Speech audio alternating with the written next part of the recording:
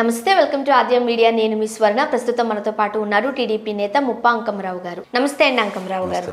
అంకమరావు గారు, ఏపీలో నిన్న ఒక విచిత్రమైన పరిస్థితి నెలకొందనే చెప్పొచ్చు. అనుకోకుండా, అసలు ఎవరు అట్లా ఎక్స్పెక్ట్ కూడా చేయకుండానే డిఎస్పీల ట్రాన్స్ఫర్స్ ఫటాఫటా జరిగిపోయాయి. ఫస్ట్ ఆఫ్ ఆల్ ఈ ట్రాన్స్ఫర్స్ సంబంధించి ఏం చెప్తారు మీరు? ఎలక్షన్లు దగ్గర రాబోతున్నాయి. నా ఉద్దేశం ముందస్తు ఎన్నికలు వస్తాడని ఒక ఊహాగానం జనం అనుకుంటున్నారు. కానీ అది జరిగిద్దని నేను అనుకోవట్లేదు. ఎందుకంటే ఆయన చివరి క్షణం వరకు అధికారాన్ని అడ్డం పెట్టుకొని ఒక గొప్ప వ్యాపారస్తుడు కాబట్టి ఇప్పుడు వచ్చే ఆదాయాన్ని వదులుకుంటాడని చెప్పి నేను భావించట్లేదు. ఇప్పుడు జరుగుతున్నటువంటి ఈ డిఎస్పీల ట్రాన్స్ఫర్ల గురించి ఒకసారి మనం పరిశీలించుకుంటే, ఒక్కసారి ఇంతమందిని ఇలా చేయటం అనేది కొంచెం విచిత్రమైన విషయమే. దీంట్లో ఇంకోటి మీరు ఆలోచించుకోవాల్సింది ఏంటంటే, ఒంగోలు డిఎస్పీ గారి విషయం. ఆయన బాధ్యతలు తీసుకున్న కొన్ని నిమిషాల్లోనే మళ్ళీ ఆయన్ని ట్రాన్స్ఫర్ చేయడం కూడా జరిగింది. అంటే రాజకీయ క్రీడ అయిపోయింది. జస్ట్ ఇలా సెకండ్ కూడా కాకుండానే ట్రాన్స్ఫర్ పెట్టారండి. అది చాలా విచిత్రం. ఇప్పుడంటే వాళ్ళు ఏం చేయటానికి, వ్యవస్థను ఎలా చేస్తారనడానికి ఇది ఒక ప్రత్యక్ష నిదర్శనం. అక్కడ స్థానిక ఎమ్మెల్యే గారి అలకను తీర్చడానికి జరిగిందని చెప్పి నేను భావిస్తూ ఉన్నా. ప్రస్తుతం ఆయన అలకపాంట మీద ఉన్నాడు కాబట్టి ఆయన అలకను తీర్చడం కోసం, మామూలుగా ఆయన పట్టించుకోకపోతే ఈ ఆయనదేముందని చెప్పి వీళ్ళు అనుకున్న వాళ్ళని అక్కడ నియమించుకోవడం జరిగేది. ఇప్పుడు అట్లా కాకుండా ఆయన మాటకి విలువిచ్చేసి నియమించిన వాళ్ళని కూడా తప్పించేసి ఆయన అనుకున్న వాళ్ళని నియమించారు అంటే నిస్సందేహంగా ఆయన అలక తీర్చడానికే అని చెప్పని నేను భావిస్తూ ఉన్నాను. ఇప్పుడు దాకా వీరుడు సూర్యుడు, ఆయన మాటే జనం వినాలి, ఆయన చెప్పిందే వేదం, ఎదురు ప్రశ్నించే మగాడు లేరు జగన్ గారికి ఆ పార్టీలో అనేది ఇప్పుడు దాకా జరుగుతున్నటువంటి వాళ్ళు డప్పు కొట్టుకొని ప్రచారం చేసుకున్నటువంటి విషయం మనందరికీ తెలుసు. మరి ఇట్లాంటి సందర్భాలు చూస్తూ ఉంటే అంటే ఆయన ఏమీ లేదు ఇక్కడ, ఆయన కూడా మామూలు మనిషే.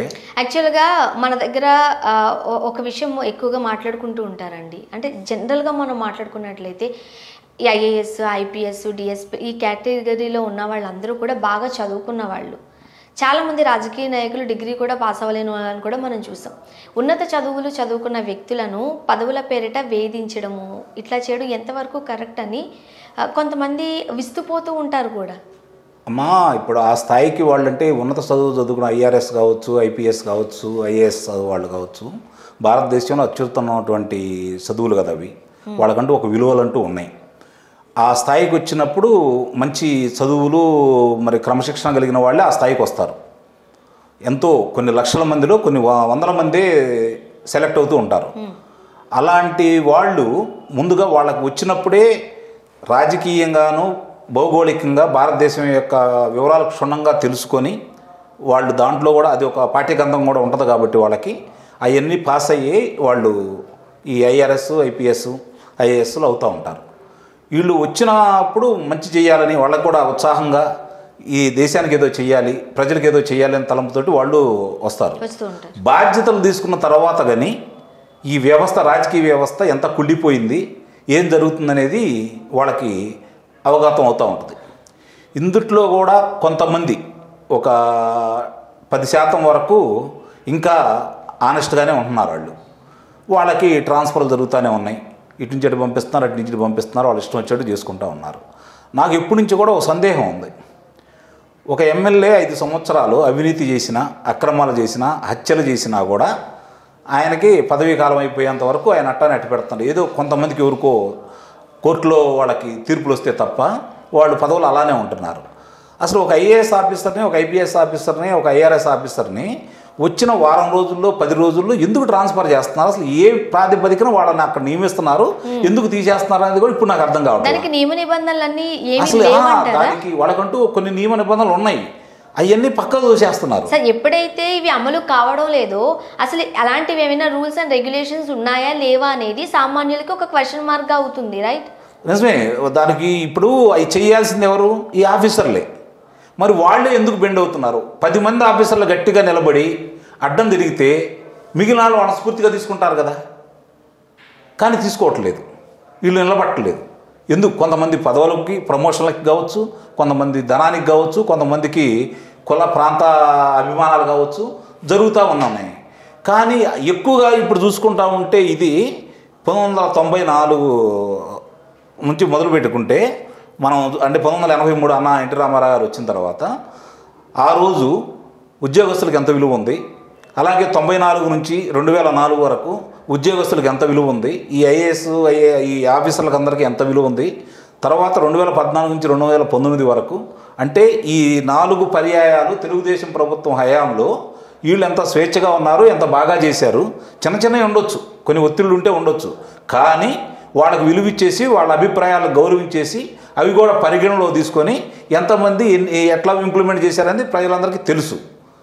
అయినా సరే ఈ ఆఫీసర్లు ఆయన 2004 నుంచి 2009 వరకు, అలాగే 2019 నుంచి 2024 వరకు, ఇక్కడ చూసుకుంటే 2014 నుంచి ఇప్పటి వరకు ఏ విధంగా వీళ్ళు ప్రవర్తిస్తున్నారని చూసుకుంటా ఉంటే ఇందుక వీళ్ళు చదువుతుంది, వీళ్ళు లక్షల్లో పరీక్షలు రాసి 100ల్లో పాస్ అయిన వాళ్ళు ఈ దేశానికి వీళ్ళు ఇలా చేస్తున్నారా?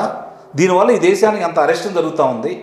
నిజంగా చదువుకున్న వాళ్ళ వల్లే ఎక్కువగా అన్యాయం జరుగుతూ ఉంది వాస్తవంగా భారతదేశం మొత్తంలో కూడా. కొంతమంది చెబుతూ ఉంటారు, మేధావులు, విశ్లేషకులు పదవుల్లో ఉన్న రాజకీయ నేతలకు తొత్తులుగా పనిచేయడం వల్లే, బాగా ఉన్నత చదువులు చదువుకున్న వాళ్ళు తొత్తులుగా పనిచేయడం వల్లే మరికొంతమంది ఇబ్బంది పడాల్సి వస్తుంది అనేది వాస్తవం అంటూ ఉంటారు. నిజమే అంటారు? వాస్తవమే అది.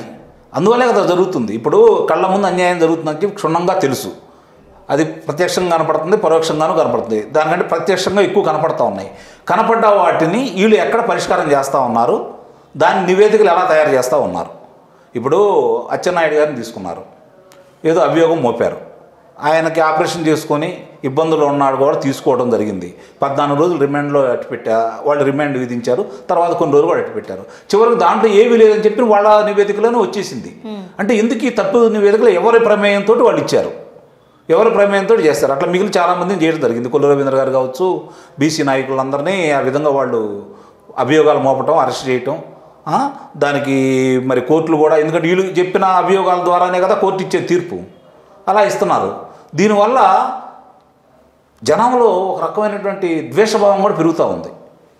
వాళ్ళు సంతోషపడవచ్చు, ఏదో పలానా నాయకుడిని ఇబ్బంది పెట్టామని చెప్పని. దాని ప్రభావం రేపు పొద్దున వచ్చే యువత మీద పడిద్ది. అలా పట్టబట్టి మనం ఎంత చేసినా కూడా ఈ నాయకులు ఇట్లానే ఉంటారు, రాజకీయ నాయకులు. కాబట్టి మన దావని మనం చూసుకుందాం, సంపాదించుకుందాం అనే ఒక దురాశ ఆఫీసర్లో కలుగుతుంది. అది ప్రభుత్వాలే కల్పిస్తున్నాయి అనుకోవచ్చా? ప్రభుత్వాలు కనిపిస్తున్నాయి, ప్రజలు కూడా కల్పిస్తున్నారు. ప్రభుత్వాలు కల్పిస్తున్నాయి, ప్రజలు కూడా కనిపిస్తున్నారు. దాన్ని అవకాశంగా ఉద్యోగస్తులు తీసుకుంటా ఉన్నారు. ఒకటి ఆలోచించుకోవాలి, వాళ్ళకి 33 సంవత్సరాలు మేజర్గా వాళ్ళకి సర్వీస్ ఉంటుంది. రాజకీయ నాయకులు వస్తారు, 5 సంవత్సరాలు ఉండొచ్చు, 10 సంవత్సరాలు ఉండొచ్చు, ఆ తర్వాత మారుతానే ఉన్నారు. ఎవరు కాలక్రమేణా మన భారతదేశంలో నెహ్రూ గారు ప్రధానమంత్రిగాను, జ్యోతి బసు గారు ముఖ్యమంత్రిగాను ఎక్కువ కాలం చేశారు. ఇప్పుడు నవీన్ పట్నాయక్ గారు చేస్తున్నారు. మిగిలిన ఎక్కువ మంది లేరు. దీన్ని ఆధారంగా చేసుకొని వాళ్ళు ఏమనుకుంటున్నారంటే 33 సంవత్సరాలు మనం సర్వీస్ ఉంది, చేద్దాం, సంపాదించుకుందాం అనే ఆలోచనలో వాళ్ళు వచ్చారు. కాబట్టి వ్యవస్థ ఇలా దారుణంగా తయారైంది. రైట్, చూడాలండి ఏం జరగబోతుందో. Thank you so much.